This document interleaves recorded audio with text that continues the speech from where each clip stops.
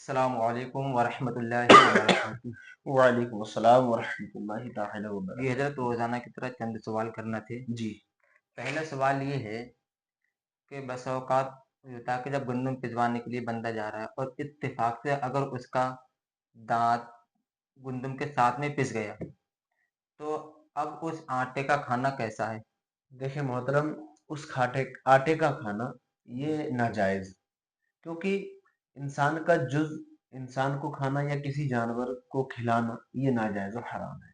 वो आटे में जो उसका दाँत पिस गया, जी, अब वो उसके खुद के इस्तेमाल में भी लाना हराम है और वो किसी को चाहे कि ऐसे में किसी भैंस को या बकरी को खिलवा दे, तो जी, ये भी नाजायज़ और हराम है। यानी जी, और उस आटे का करना ये चाहिए कि उसको दफ़न कर दें, किसी के इस्तेमाल में नहीं ला सकते। यानी अगर इंसान का दाँत आटे के साथ मिल गया, जी, तो अब ना ही तो खुद इस्तेमाल कर सकता है और जी, ना ही किसी जानवर को खिला जी, सकता है। जी, माशाअल्लाह। दूसरा सवाल ये था हज़रत जी, कि जो उपला होता है, जो कि भैंस या फिर गाय के गोबर से बनाया जाता है, जी, तो अगर रोटी बनाते वक़्त वो रोटी के साथ मिल गया जी। और रोटी बन गई, तो अब उस रोटी का खाना जायज़ रहेगा या फिर रोटी नजिस हो जाएगी?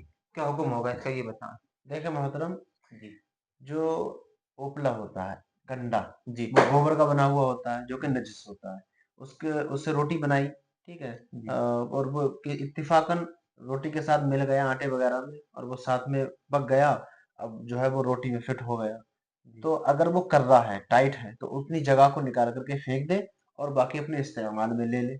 मगर वो गीला हो गया, ठीक है? तो अब वो उस पूरी रोटी का इस्तेमाल नहीं कर सकता।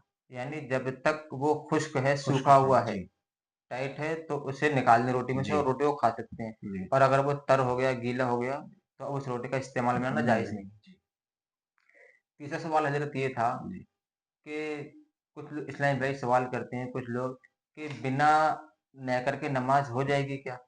तो ये बताएँ कि बगैर अंडरवियर नेकर अगर नहीं पहना तो क्या नमाज़ नहीं होगी?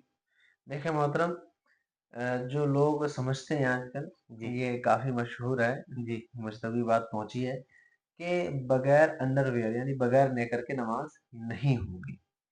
तो ये अवाम में गलतफ़हमी है। देखें, शरीयत मुतहरा के अंदर जो हुक्म आया है, वो सतर छुपाने का आया है, ठीक है? जी, ठीक है? तो हमारा अगर सतर छुप गया, तो वो चाहे 1 कपड़े से छुपे या 2 कपड़ों से या 3 कपड़ों से। फिलहाल उसका सतर छुप गया तो नमाज़ हो जाएगी, ठीक है? नेकर पहनना ये कोई ज़रूरी अमल नहीं है, बगैर नेकर के भी नमाज़ नमाज़ हो हो जाएगी। जाएगी। तो ये जो आप में गलतफ़हमी है, ये ये इसकी कोई असर नहीं कोई है। असर नहीं। ठीक। एक सवाल और था कि बसा औक़ात देखा जाता है कि कुछ लोग रोटी के ऊपर प्याला रखते हैं, जी, सब्ज़ी का बर्तन रख देते हैं। जी। तो इसका क्या मसला है? देखें, रोटी के ऊपर कोई भी सब्ज़ी का प्याला या उसमें अचार वग़ैरह रख देते हैं, जी, चटनी वग़ैरह रख देते हैं, उसमें प्याले को फिर उस रोटी के ऊपर रख देते हैं, ये जी, मकरूह है। ऐसा नहीं करना चाहिए, इस चीज़ से बचना चाहिए। हाँ, अगर कागज़ वग़ैरह पे नमक रख के या कोई सब्ज़ी, अचार वग़ैरह रख के उस पर रख दिया, तब इसमें कोई हर्ज नहीं है, मगर बचना चाहिए। जज़ाकल्लाहु ख